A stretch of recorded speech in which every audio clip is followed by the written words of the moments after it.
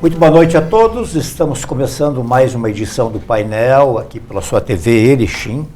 Estamos aqui em nome da Unimed Erechim, Unimed cuidar de você, esse é o plano. E Sicredi, traga sua poupança para Sicredi e veja como é mais negócio poupar aqui. Sicredi, gente que coopera, cresce. Bom, nós continuamos em tempos de pandemia, já estamos que eu me lembro assim de cabeça, assim, pelo menos há 5 meses, referindo aqui, né, volto na minha posição, a minha posição não interessa, mas eu sou daqueles, me inscrevo entre aqueles que não dou palpite porque eu não sei o que vai acontecer. Acho que quem cravar exatamente o que vai acontecer, não sei se sabe realmente, o quanto sabe, aonde é que nós vamos parar com toda essa história aí.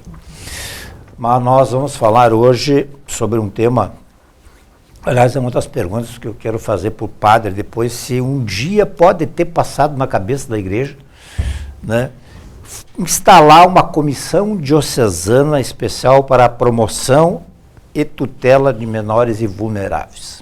Né? É exatamente essa comissão que foi implantada, que está implantada pela Igreja Católica, acredito que no mundo todo, depois nós vamos ver isso, e aqui em Erechim, na Diocese de Erechim também, e para jogar luzes sobre esse tema aqui, então, nós estamos recebendo o padre Anderson Fainello, que aqui no programa eu vou tratar como padre Anderson, né, que é pároco da paróquia São Cristóvão, e a Miriam Rigo Ode, que é psicanalista, que nós vamos ter que investigar um pouquinho aqui no programa para dar uma satisfação também, porque há mais de 10 anos que eu estou aqui e nunca encontrei um Ode aqui, a não ser vendo pela televisão um único Ode aí. Padre, seja muito bem-vindo aqui, boa noite.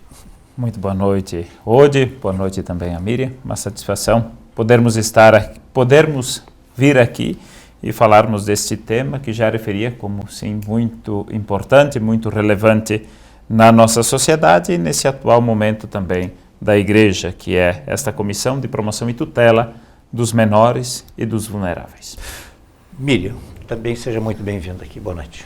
Obrigada, hoje boa noite Anderson, prazer estar aqui. Eu acho que é extremamente importante nós divulgarmos esse projeto, esse trabalho que a Igreja está fazendo na nossa diocese, como você disse, em todo o mundo, né? Cuidar de quem é vulnerável, das crianças, dos adolescentes, eu acho que é o papel fundamental da igreja. Eu não sei se eu referi, mas a Miriam é psicanalista. Isso, sim. Tá, agora vamos esclarecer aí a parte que nos une um pouquinho aí, de qual Ode você é, afinal. Então, eu sou casada com Leandro Carlos Ode, que é de Aratiba. Acho que o parentesco aí, você é primo do meu sogro. Isso, né? Sem dúvida nenhuma. Então, eu sei que pela televisão acho que não vai pegar, obviamente, mas pela internet ele vai pegar. Quero mandar um grande afetuoso abraço ao meu primo, o queridíssimo Clari, a sua esposa, aos seus filhos, enfim, que o filho é um dos filhos, é o teu esposo, né? E o Clari, que já faz tanto tempo que a gente não se vê. Sabe que chega numa certa altura da vida, por exemplo, só para voltar para Sede Dourado, a gente que tinha um parentesco, assim, todo mundo era parente. E ultimamente a gente só tem se encontrado em velórios, infelizmente. Né? Ou nos Kerp. Ou nos Kerp, mas nos Kerp eu meio que abri mão aí também. Né? Devia ser o contrário. É, isso mesmo. Deveria ser o contrário. Mas olha, uma saudação especial ao Clari e a família toda aí, poder estar aqui junto com, então, a Miriam Rigo Ode. Bom, Padre Anderson, então, de onde é que veio essa proposição, essa proposta, enfim, de instalar esse tipo de comissão dentro da Igreja Católica? Para a gente tratar justamente desse início, é importante recordar alguns elementos que compõem a história, assim.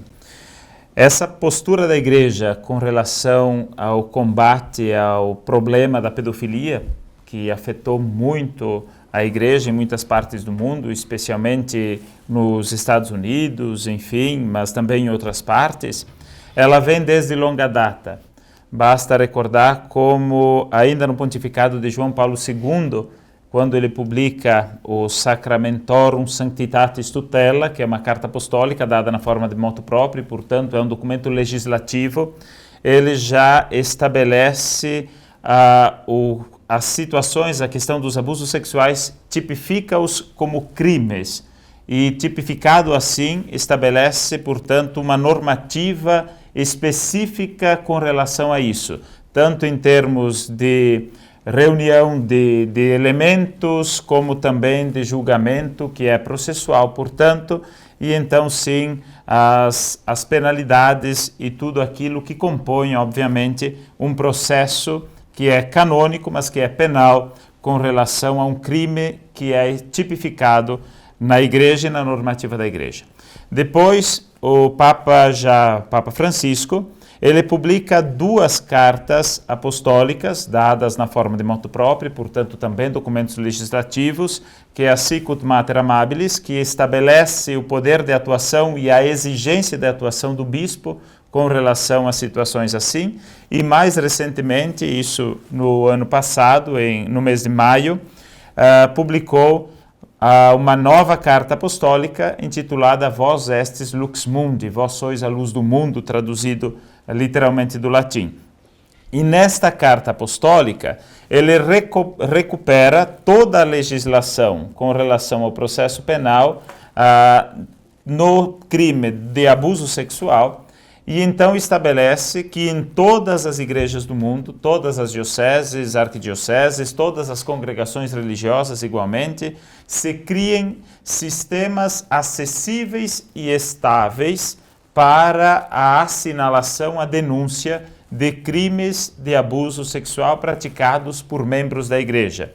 E ao publicar esta carta apostólica, em maio passado, ele estabeleceu um prazo de 1 ano para que todas as dioceses e equiparadas fossem organizando comissões, espécies de ouvidorias, que se ocupassem justamente do acolhimento da denúncia, o encaminhamento do processo e o atendimento às vítimas.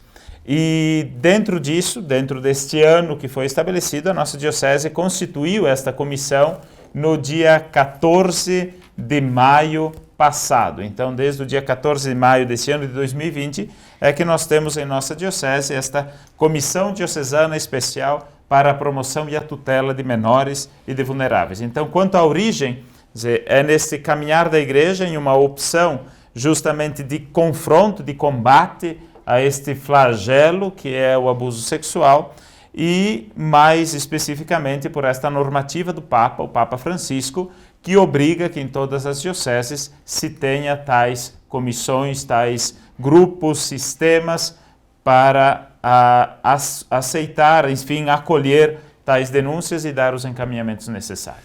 Bom, quanto à natureza, então, dessa instalação, dessa decisão da Igreja Católica? Bom, a comissão ela é constituída como um ofício eclesiástico, portanto, por decreto do bispo diocesano ou a ele equiparado pelo direito. No caso nosso, quando constituída esta comissão, era o responsável pela diocese, o padre Antônio Valentini Neto. Não é bispo, mas era o administrador diocesano e, portanto, equiparado ao bispo em matéria jurídica. E constitui a comissão, ela é constituída enquanto ofício eclesiástico e, por natureza, portanto, ela tem estabilidade. A estabilidade do direito, ela goza da estabilidade do direito. Isso significa dizer o quê? Que uma denúncia, mesmo contra o bispo, ela pode ser acolhida pela comissão e investigada pela comissão, de modo que o bispo não pode interferir. Porque uma vez constituída a comissão, ela não se dissolve por vontade de alguém. Como, por exemplo, imaginemos que tem uma denúncia contra o bispo, e aí vai o bispo, para evitar qualquer coisa, destitui a comissão. Não, ela é constituída enquanto organismo estável, goza do favor do direito e, portanto, ninguém pode dissolvê-la por razão nenhuma. Pode sim mudar membro por causa justa e grave, mas não pode simplesmente destituir a comissão como que por vontade própria. E aí a natureza é essa estabilidade de que ela goza. Quantos membros fazem parte dessa comissão? São 10 os membros da comissão. Como é que se deu a escolha desses membros? Assim, quem é que participa? Quem é que foi convidado? Certo. Nós temos, então, pessoas da sociedade civil, né? Entre elas temos delegado, psicólogo, psicanalista, advogado, professor, padres, né? Depois acho que o Padre Anderson tem os nomes, também acho importante as pessoas da sociedade saberem quem faz parte dessa comissão. E são todas pessoas leigas ou clérigos, enfim, mas que têm na sua função estar exercendo papéis importantes na sociedade de proteção, de cuidado com as pessoas, né? Então, pessoas idôneas, né, que o Padre Anderson, então, conhecia já há longo tempo e que fazem parte dos trabalhos da igreja também e que se disponibilizaram, então, através desse convite, a estar apoiando, ajudando a igreja a ser limpa, né, como o Papa pediu. A gente percebe só pela situação que você fez aí, Miriam, assim, uma diversidade de especialidades das pessoas, ou seja, nem todos são de uma determinada atividade, ou nem a maioria é de uma atividade só, né? Preciso dar uma pulverizada, assim, né? Essa comissão, ela fica, não sei se dá para usar o termo, ela tem um mandato de quanto tempo? Não sei se, enfim, ela se renova ou como é que é? Eu até gostaria, hoje, se me permite, recuperar um pouco essa questão dos membros para nominá-los, que parece muito importante. Enquanto critério de escolha, basicamente seguiu-se 2. A idoneidade. Que as pessoas fossem verdadeiramente idôneas, dignas de um respeito e um respaldo público. Quem é que escolheu? Deixa eu só... Aí foi num diálogo, basicamente, entre o Padre Antoninho, que era o administrador diocesano, e eu, que assumi essa ponteira assim, e coordeno a comissão. Então, um dos critérios, a idoneidade. Outro, a capacidade em termos de contribuição técnica, porque estamos lidando com uma situação que exige ciência, que exige técnica, exige saber o que se está fazendo. Então, baseado nesse princípio, eu nomeio os membros em ordem alfabética, justamente, que então facilita, como padre, além de mim, também o Padre Agostinho Dors, que é pároco ali da paróquia de São Pedro. Ainda faz parte da comissão a Cláudia Sete Banac, que ela é formada em Direito Civil. Também o senhor Clóvis Ricardo Pandolfi, creio seja até um conhecido seu, que é uma liderança leiga na comunidade, na paróquia, enfim. Mandar um abraço para o Clóvisinho, porque senão ele também vai ficar... Obrigado por fazer esse meio de campo aí, Clóvis. Ótimo. Também o Germano Lima, que é o delegado de polícia aqui da nossa cidade, o delegado Germano da Polícia Civil. O Jandir Casagrande, que é candidato a diaconato permanente, também uma liderança na igreja. O Júlio César Madaloso, que é advogado civil já de longa carreira. O Leandro Carlos Odi, seu parente, esposo da Miriam, que é professor universitário. Ainda a Lisiane Madaloso, que é psicóloga, e a Miriam, que é psicanalista. Então, temos uma diversidade bastante grande assim com relação aos membros, em termos tanto técnico-jurídico, como também técnico em termos assim de um acompanhamento, que se refere justamente a isso. Acolhida uma denúncia, tem duas linhas de segmento com o trabalho. Uma é dar sequência à investigação e ao processo se resultar assim, e outra é esse acompanhamento justamente à vítima, às suas famílias, e então, claro, isso caberá mais à parte das psicóloga, psicanalista, enfim, um pouco nesse sentido. Sim, mas voltando, o pessoal está no cargo, vamos chamar assim, está dentro por 1 ano, por 2 anos, ou como é que é? O ofício foi nomeado por inicialmente 2 anos, podendo ser reconduzido. Mas para esta recondução ou até o afastamento de alguém, de um membro, é necessário que o bispo tenha o consentimento do Colégio de Consultores da Diocese, que é um grupo de 7 padres constituído estavelmente por mandato de 5 anos e que precisará, sim, do consentimento deles para alterar esta comissão. Mas, enquanto estabilidade de ofício, são 2 anos. Eu acho que assim, observando à distância, né, andou rápido isso aí, porque o senhor referiu de maio do ano passado, né, e em se tratando de atingir o mundo inteiro, até que andou rápido isso aí, né? Essa implantação porque nem tudo é, digamos, pega lá na Amazônia, pega lá no Nordeste, como é que vai ser implantado? Pega o mundo inteiro, né, até que se deu. Bom, e a psicanalista entra onde nessa história toda aí? Talvez uma das partes mais delicadas, eu diria, né, Odi? Porque qual é a função primeira da comissão? Acolher. Acolher as denúncias, acolher as vítimas. Toda denúncia vai ser investigada, seja ela da forma que chegar a nós, né? Todas as denúncias serão investigadas. As vítimas de abuso sexual, elas têm em si uma dor muito grande. E nós precisamos acolher, cuidar dessas pessoas. Claro que com todo o cuidado na investigação, né, porque até que se prove o contrário, todas as pessoas são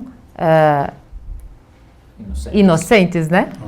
Esses termos para nós, para a psicanálise, são novos até, né? Porque nós trabalhamos com as emoções, né? E todo ser humano tem nas suas emoções a sua liberdade, a sua dignidade, né? Enfim, quando as denúncias chegarem até nós iremos acolher, nós iremos acompanhar as vítimas, nós iremos iniciar a investigação, tanto que, se forem de padres, religiosos, enfim, a igreja terá todo um acompanhamento e eu acho que é importante dizer, né, Anderson, que não só de padres e religiosos, mas também de pessoas que trabalham para a igreja, catequistas, diáconos, ministros da Eucaristia, que fazem parte, que estão no meio... Mesmo funcionários da própria... Exatamente. Eu ia deixar mais adiante, mas já que tu tocaste, nós vamos falar então. Assim, isso. Não é apenas uma comissão para, entre aspas, acolher denúncias contra padres. Exatamente, exatamente. Enfim, Toda e qualquer pessoa que trabalhe com a Igreja Católica e que tenha acesso a crianças, adolescentes, enfim, né? E nós falávamos também, acho que é bem importante isso, da gravidade que é acontecer um abuso sexual dentro da igreja, porque a igreja é um espaço que as pessoas procuram para serem acolhidas, para serem respeitadas, para construir uma vida ali dentro. Então, nós precisamos ter todo esse olhar de carinho, de cuidado com essas pessoas que procuram esse espaço, né? como é que vocês se organizam? Vocês se reúnem? Vocês têm... Como é que é feito isso aí? Ainda mais nesses tempos de pandemia agora, né? Sim.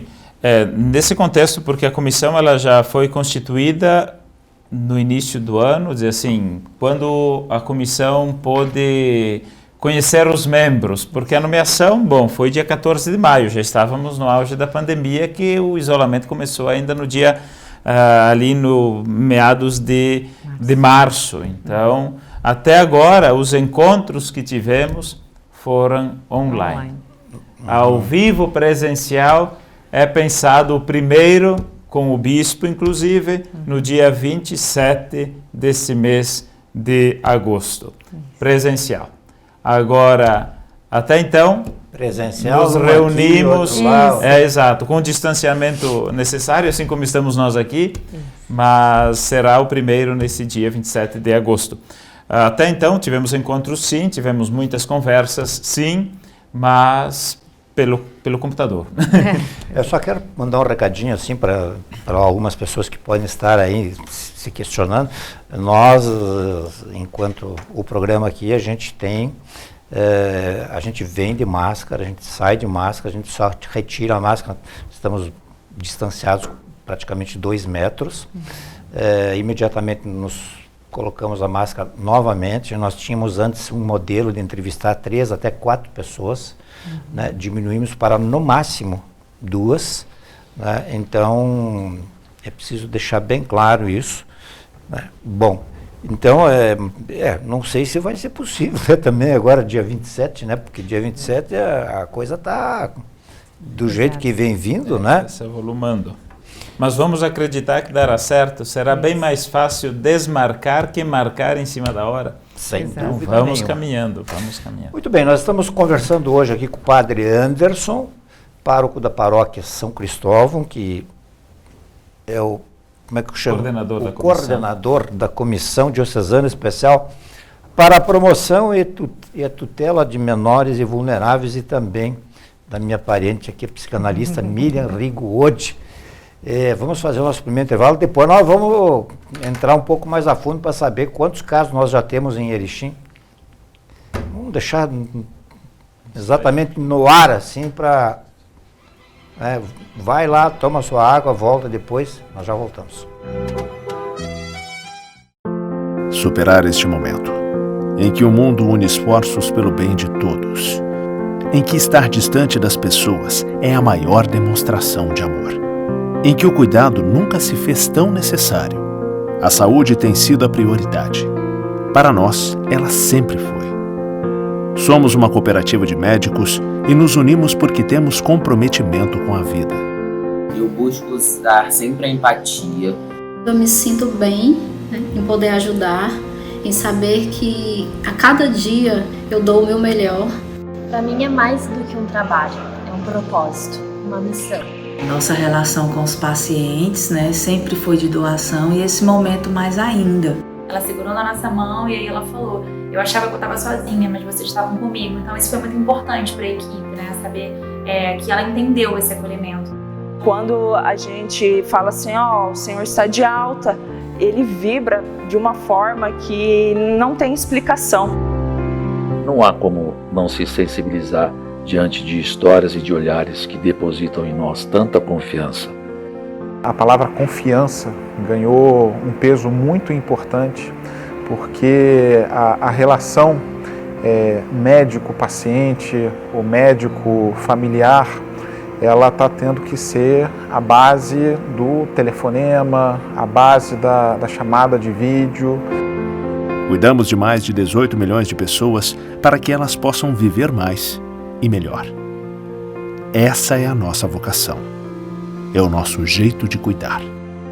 Superar este momento juntos. Esse é o plano. Unimed.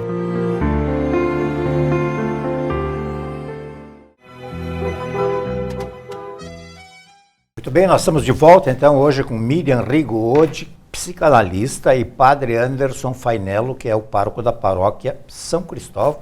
Estamos falando sobre essa Comissão Diocesana Especial para a Promoção e a Tutela de Menores e Vulneráveis, que a Igreja Católica criou em maio do ano passado, se eu não me engano. Esse ano. Aqui na nossa diocese. Sim, mas por uma determinação que surgiu, acho que lá em maio. Isso, a determinação ela vem de maio do ano passado. E que em Erechim, enfim, existe desde maio deste ano. Bom, denúncias, casos. Fique à vontade para... Com a graça de Deus, não tivemos nenhuma denúncia, nenhum caso registrado na nossa diocese até então. Nem denúncia. Nem denúncia, nem denúncia. Então, mas nós trabalhamos nessa perspectiva. Primeiro, há uma determinação muito objetiva do Papa, que é norma que seguimos pela constituição da comissão. Por quê? Havendo, deve ter um instrumento que é competente para acolher a denúncia e dar os encaminhamentos necessários. Então, em observância a isso, dizer, mais uma observância pela validade daquilo que se prescreve, do que propriamente por ser uma prescrição em caráter normativo, nós temos sim a comissão constituída, reunida, formada, para, se necessário, venha a atuar. De outra parte, temos este lema desde o início, né? Tomara que a comissão tenha sido constituída, esteja formada e chegue ao seu termo sem nunca precisar atuar. Mas, todavia, que não atue porque, de fato, não há casos. E não que não atue porque há casos e as pessoas tenham medo de fazer a denúncia ou ainda não tenham conhecimento sobre a forma como devem proceder. Ou, havendo desejo, não encontrem amparo por parte da igreja para que possam justamente fazer esta assinalação, esta denúncia. Então, que não trabalhe por não ter e não por uma situação, de repente, que seja de um certo descuido da igreja, de um acolhimento com relação a isso. No caso de se ter um caso concreto, né? Como é que se faz a denúncia? Isto. Existem meios de buscar, de contatar diretamente a comissão. Um deles, pessoalmente, através ali da Cúria Diocesana, Avenida 7 de Setembro, número 1251, a entrada já do Seminário de Fátima. Então, busca diretamente aí. E vai falar com quem? Pode falar mesmo com a secretária que está ali, que pretende falar com a Comissão de Tutela de Menores. E nós vamos ser acionados. Outra é reportando por e-mail. Temos um endereço de e-mail que é especificamente para isso, que se chama denúncia@diocese de Erechim, tudo junto, com x e m no final, .org.br. Então tem essas duas formas, ou até pessoalmente, ou mesmo reportando, relatando por e-mail, e imediatamente se fará contato e se fará a investigação que ela é necessária. Que daí ela entra naquela questão sobre a forma como a pessoa pode denunciar. Bom, nós estamos falando de algo que tem caráter jurídico. E então, uma denúncia anônima, ela é possível sim de ser feita, todavia ela vai carecer ainda mais de um tempo de investigação prévia mais aprofundado, porque senão facilmente pode gerar uma facilidade para uma certa perseguição pessoal. Eu não vou com a cara do fulano de tal, e então eu vou ligar lá na Cúria e na Mitra Diocesana, ou vou fazer contato com a comissão, anonimamente, dizendo que ele tem situação tal, tal, tal. E aí vou desgraçar a vida dele. Não. Havendo uma denúncia, ela necessariamente precisa ser investigada, que chamamos no direito de investigação prévia, para a identificação do fumus delicti, a fumaça do delito, a evidência de que de fato é procedente aquilo que se relata. Corre algum risco aquela pessoa que tem um caso concreto e de repente denuncia e se investiga, chega a situações, olha, parece que não é bem assim, mas de repente é. Como é que... Sim. Né? A gente corre sempre esse risco, sim. Eu falo do ponto de vista jurídico, da pessoa vir a ser penalizada, tem que responder. Assim, olha, eu sei de um caso concreto, denunciei. Apuraram e não encontraram nada. Sim. Mas eu sei. Né? Eu tenho certeza. Sim. Assim como há casos, digamos, no mundo que a polícia hoje tem, né?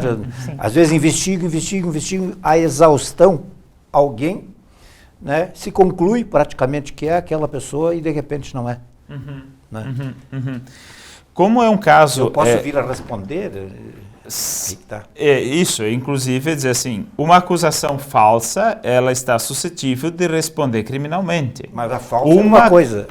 Exatamente. Uma coisa é uma acusação falsa e que se prova a falsidade, que, portanto, ela é no intuito de denegrir o outro e etc., difamá-lo. Isso é uma coisa. Agora, uma investigação que resulte não provada é outra coisa, porque uma coisa é você provar a falsidade da denúncia, outra coisa é você não ter elementos suficientes para provar a veracidade dela.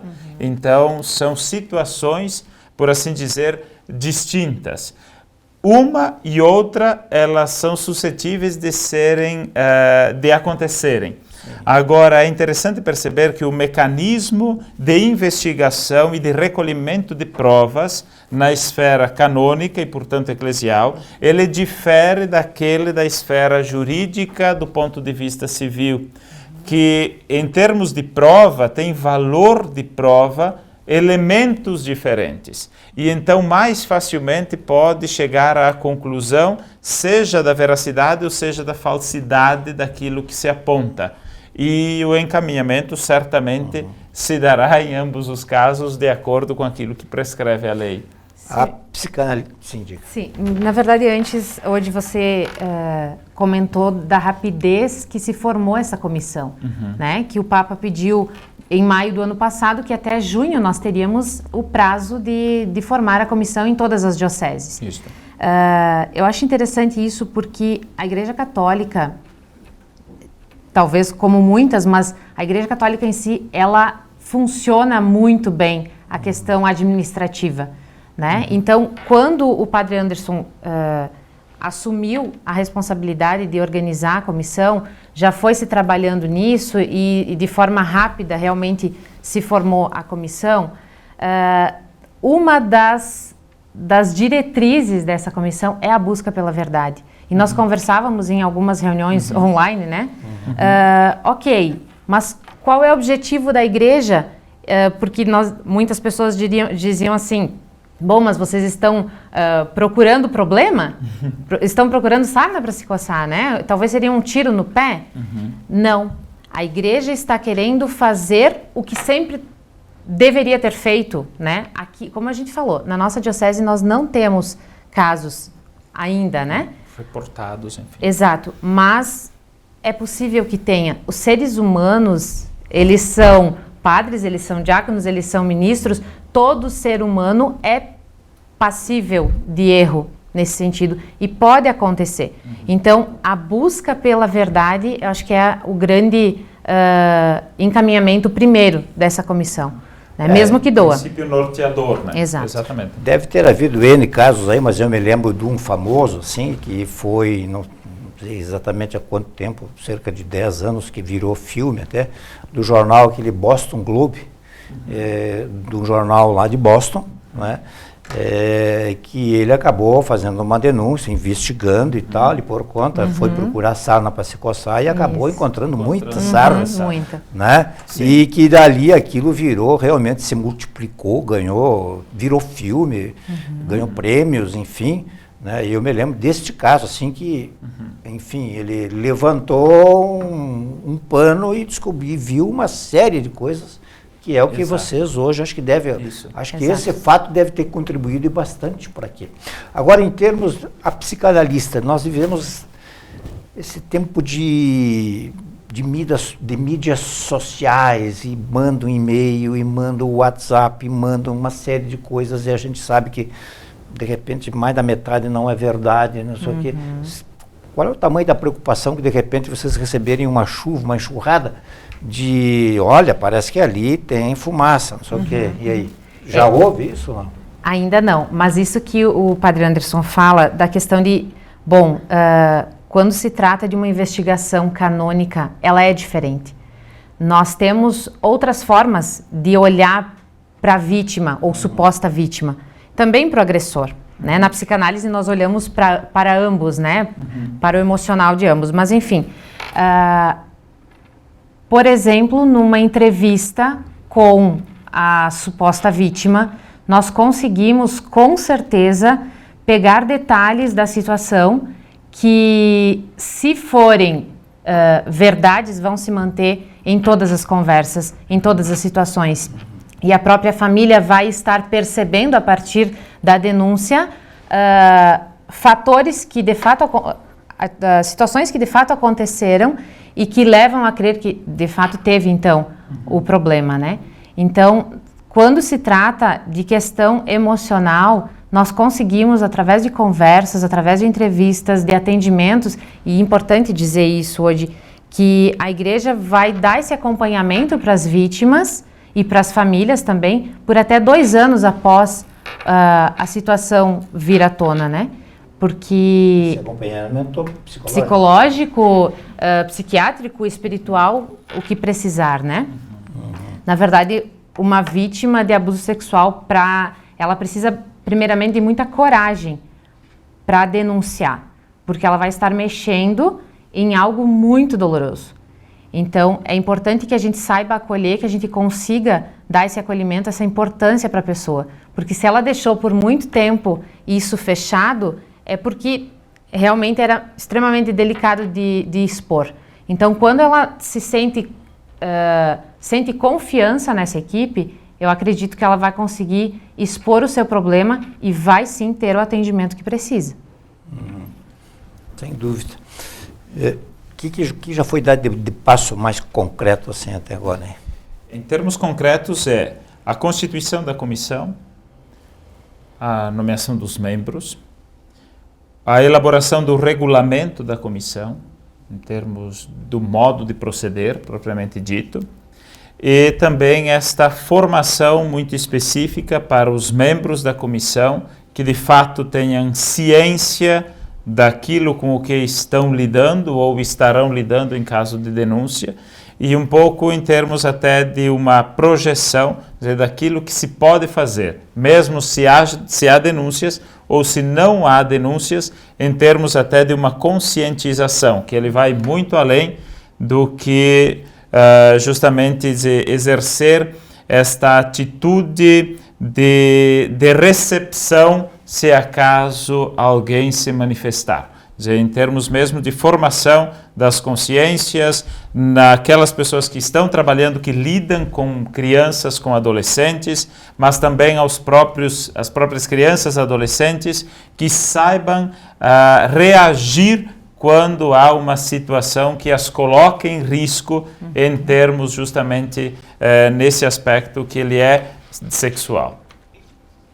Esta comissão, ela, digamos, se volta única e exclusivamente para olhar os casos contra crianças ou também adultos, enfim, que podem vir a ser vítimas? Adultos, desde que estejam em condição de vulnerabilidade. Então, crianças e adolescentes, enfim, porque aí tem aquela questão. Embora o direito civil e o Estatuto da Criança e Adolescente ele distingua uma diferenciação entre a criança e o adolescente, com a idade ali dos 12 anos, que divide um e outro, em termos jurídicos canônicos, só há uma distinção, de menor e de maior. Menos de 18 anos é menor, acima disso é maior. Então, até ali é menor de idade. Agora tem aquela questão seguinte, que é justamente o tempo de prescrição de um crime de abuso sexual. Na legislação canônica, a prescrição ela se dá depois de 20 anos da maioridade da vítima. Então, imaginar alguém que tenha sido abusado, molestado, enfim, com 10 anos de idade, ele terá 38 anos e ele ainda poderá assinalar, enfim, denunciar aquele abuso. Além disso, a depender da gravidade do delito, do crime sexual, então o crime ele não prescreve. Não há prescrição. Então, quem pode sofrer um abuso, ele pode denunciar, independente de qual etapa. Se foi algo brando, ok, prescreveu. Mas a depender da gravidade, não há prescrição. Ok, nós vamos fazer o nosso último intervalo do programa e já voltamos. A gente conhece a força da cooperação há muito tempo. E agora, só ela é capaz de derrotar o coronavírus. É hora de ser próximo ficando distante, de estar ao lado, mesmo de longe. Por isso, fique em casa o máximo que puder. Lave bem as mãos e use elas para falar com a gente pelo telefone, internet banking ou aplicativo. E se nossas agências estiverem fechadas, lembre que a nossa parceria está sempre aberta. Porque gente que coopera, cuida. Muito bem, estamos de volta aqui, hoje recebendo prazerosamente o Padre Anderson e também a psicanalista Miriam, falando sobre, para abreviar aí, uma comissão que tem o trabalho, enfim, a competência de apurar possíveis abusos dentro da igreja, envolvendo seus membros e pessoas próximas, enfim, que não foi criado especificamente em Erechim, na Diocese de Erechim, mas senão que é uma determinação papal, né, do Papa e que se estende para todo mundo onde houver igreja católica. Eu queria saber o seguinte, comprovado algum caso, né, comprovado algum caso.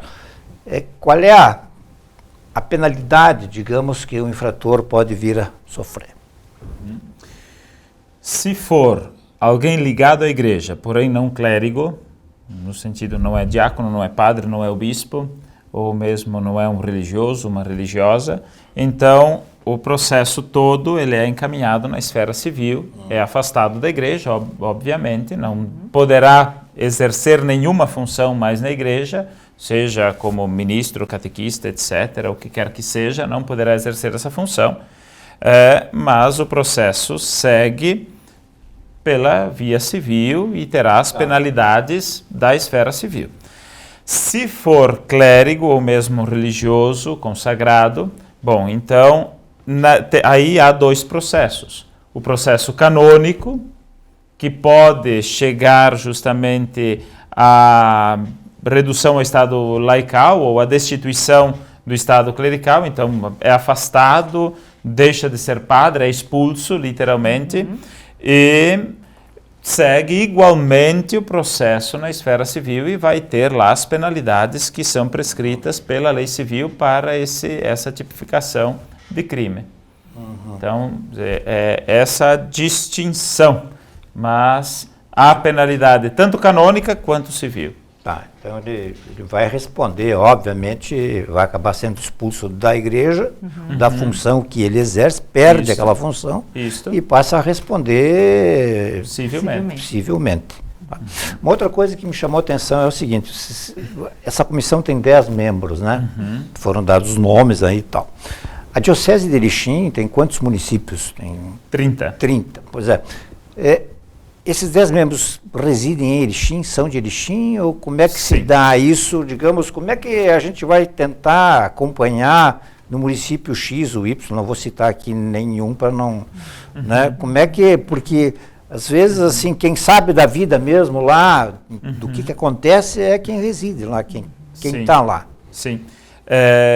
Os membros são de fato todos aqui de Erechim, facilita inclusive para acesso e encontro entre os membros, então eles são todos daqui, mas penso e de fato temos até uma certa certeza com relação a isso, que dada principalmente a proporção da nossa diocese, as suas dimensões, não constitui isso um risco de que havendo alguma coisa não seja reportado, porque facilmente as pessoas elas buscam, elas vêm até aqui ou elas se informam até chegar. As pessoas já sabem da existência dessa comissão. Sim. Também nesses municípios houve a divulgação da criação desta comissão. Todos os padres foram, enfim, por obrigação, no próprio decreto de nomeação, aliás, no decreto de constituição da comissão, ele obrigava a publicidade dele em todas as paróquias, em todas as igrejas da Diocese de Erechim. Então, o âmbito de competência é toda a diocese, não é só a cidade. O padre, que a gente tem uma reverência toda especial, e do ponto de vista da psicanálise, ele é visto como um ser humano comum, normal? Digamos, ele está sujeito aos mesmos, às mesmas armadilhas, ou enfim, digamos que uma pessoa comum, tipo eu, né, está, ou porque ele é investido de não sei o que, a gente tem todo um respeito e ele, digamos assim, ele tem certas barreiras que realmente ele consegue se segurar. Na verdade, todo ser humano está, é possível, né, de cometer esse crime e de ter essa... casos que a gente referiu antes envolvia bispos e tal, né? Isso, exato. Bispos... Ali houve, acho que, perdão em interromper, falando lá dos Estados Unidos. Mas a acusação que houve aos bispos lá não propriamente é a pedofilia, mas ao fato de terem sido negligentes quando os casos foram reportados a eles. Isso, exatamente. Todo ser humano está, é passível, né, desse erro, mas a questão de ser padre, ele reporta uma confiança maior às pessoas. Então, por isso, existe a possibilidade de fazer algo e manter mais escondido, né?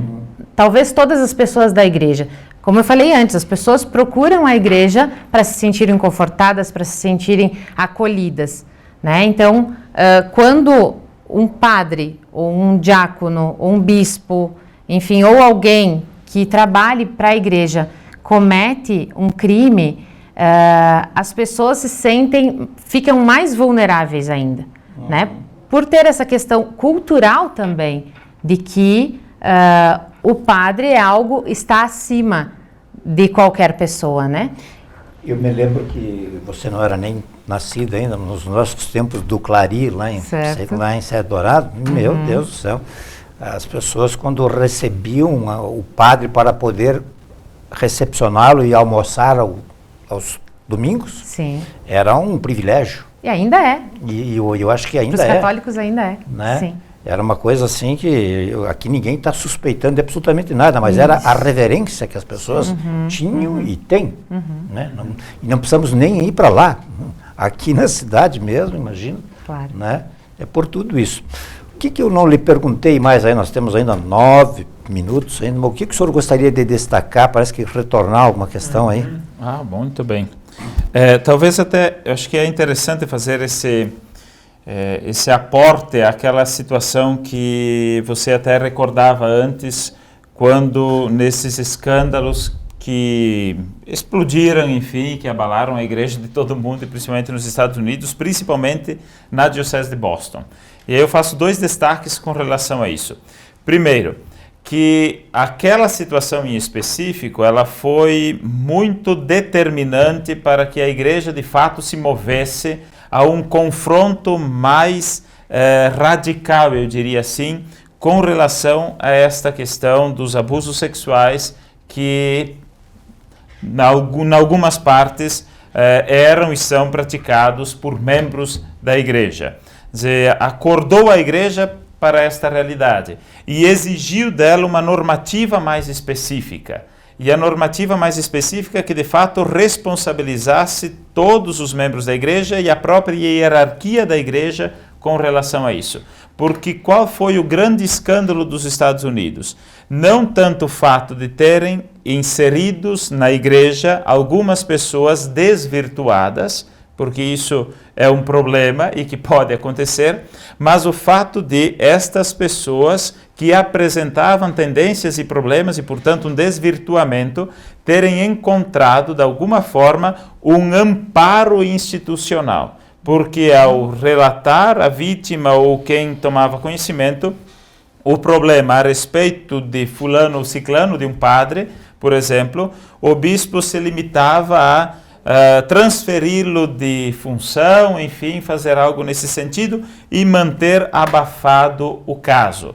Agora, depois daquela investigação que é jornalística e que resultou todo aquele escândalo na igreja nos Estados Unidos, então abriu um alerta a toda a igreja de dizer assim: estes casos de fato são incompatíveis à natureza e à missão da igreja e eles precisam ser radicalmente confrontados e combatidos e verdadeiramente ratificados. Então, um pouco com relação a isso, é que a igreja teve este acordar, por assim dizer.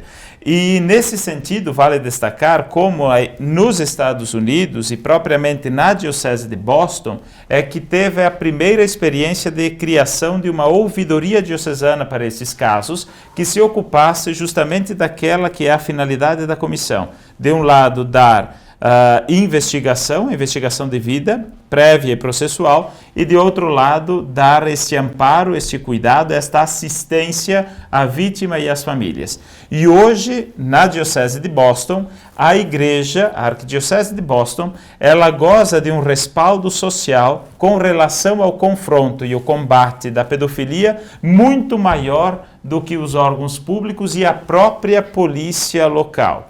Então, esse é um destaque, quer dizer, da decisão da igreja e desta, de fato, intenção fundamental da igreja de seguir radicalmente a sua missão. E um outro aporte que faço àquela situação específica dos Estados Unidos e da Diocese de Boston, e que é originária para a determinação da criação das comissões em todo o mundo, é justamente esta experiência particular que eu tive com esta realidade. E é isso, e foi justamente isso que me colocou à frente da comissão aqui, e não somente da comissão, mas à frente também da formação em nível estadual, para que os bispos organizassem as comissões em suas dioceses.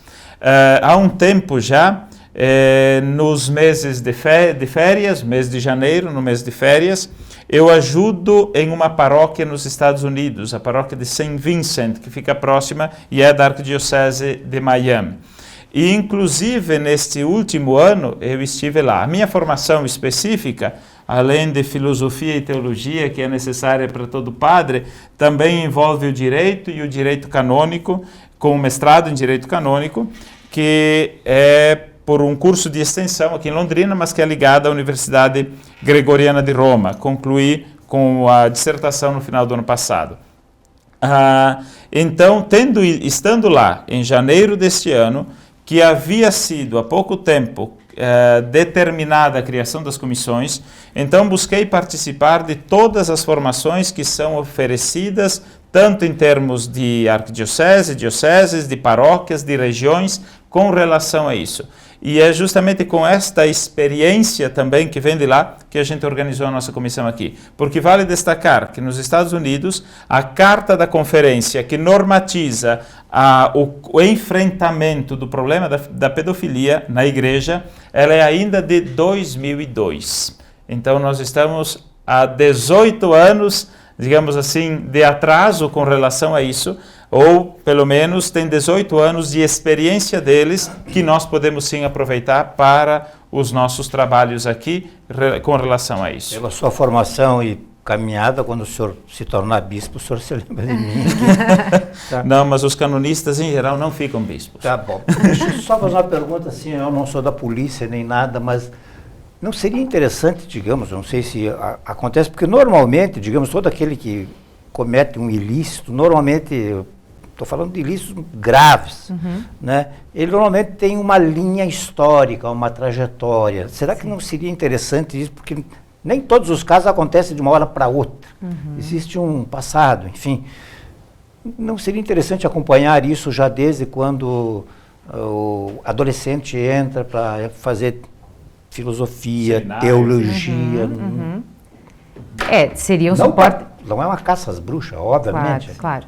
Seria um suporte bem interessante. Na verdade, todos os seminaristas, quando entram, eles têm um acompanhamento, né? Os padres dão esse acompanhamento. Sim. Talvez não com profissionais da psicologia ou psicanálise, também. O padre Anderson está me dizendo que também. Ótimo, então. Eu lembro que tinha uma psicóloga, inclusive, que acompanhava os seminaristas aqui no seminário, realmente.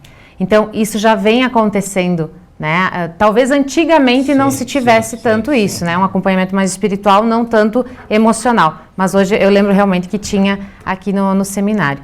E é importante falar que a violência sexual ela é uma das mais antigas no mundo, né? Então, nós não vamos conseguir acabar com ela, mas é importante que as pessoas se sintam à vontade, através dessa comissão, a denunciarem, sim. Né? Mas eu já passou tantos anos, não importa, nós estamos aqui para acolher isso. Ok, tenho 1 minuto e meio ainda, pode deixar à vontade.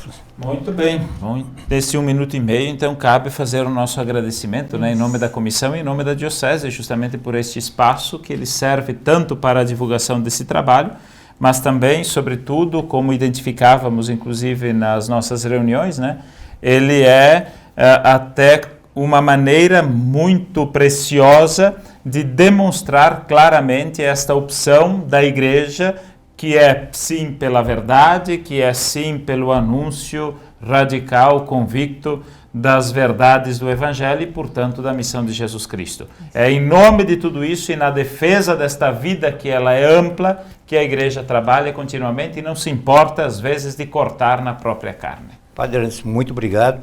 Cumprimentos por aceitar esse desafio e que o senhor tenha um trabalho, digamos assim, nada a registrar. Miriam, prazer em conhecê-la aqui. 20 segundos. Agradecer a TV Erechim, a você hoje. Acho que agradecer principalmente ao Padre Anderson por estar tocando o projeto com tanto gosto, com tanta garra, porque, como ele fala, se surgirem casos, vai cortar na própria carne, né? Então, nós teremos muito trabalho pela frente. Ok, Obrigado. Mais uma vez, obrigado. A todos de casa, obrigado. Boa noite e até uma próxima. A gente conhece a força da cooperação há muito tempo. E agora, só ela é capaz de derrotar o coronavírus. É hora de ser próximo ficando distante, de estar ao lado, mesmo de longe. Por isso, fique em casa o máximo que puder. Lave bem as mãos e use elas para falar com a gente pelo telefone, internet banking ou aplicativo. E se nossas agências estiverem fechadas, lembre que a nossa parceria está sempre aberta. Porque gente que coopera, cuida. Superar este momento, em que o mundo une esforços pelo bem de todos, em que estar distante das pessoas é a maior demonstração de amor, em que o cuidado nunca se fez tão necessário. A saúde tem sido a prioridade. Para nós, ela sempre foi. Somos uma cooperativa de médicos e nos unimos porque temos comprometimento com a vida. Eu busco dar sempre a empatia. Eu me sinto bem, em poder ajudar, em saber que a cada dia eu dou o meu melhor. Para mim é mais do que um trabalho, é um propósito, uma missão. Nossa relação com os pacientes, né, sempre foi de doação e esse momento mais ainda. Ela segurou na nossa mão e aí ela falou, eu achava que eu estava sozinha, mas vocês estavam comigo. Então isso foi muito importante para a equipe, né, saber que ela entendeu esse acolhimento. Quando a gente fala assim, o Senhor está de alta, ele vibra de uma forma que não tem explicação. Não há como não se sensibilizar diante de histórias e de olhares que depositam em nós tanta confiança. A palavra confiança ganhou um peso muito importante, porque a relação médico-paciente, ou médico-familiar, ela está tendo que ser a base do telefonema, a base da chamada de vídeo. Cuidamos de mais de 18 milhões de pessoas para que elas possam viver mais e melhor. Essa é a nossa vocação. É o nosso jeito de cuidar. Superar este momento juntos. Esse é o plano. Unimed.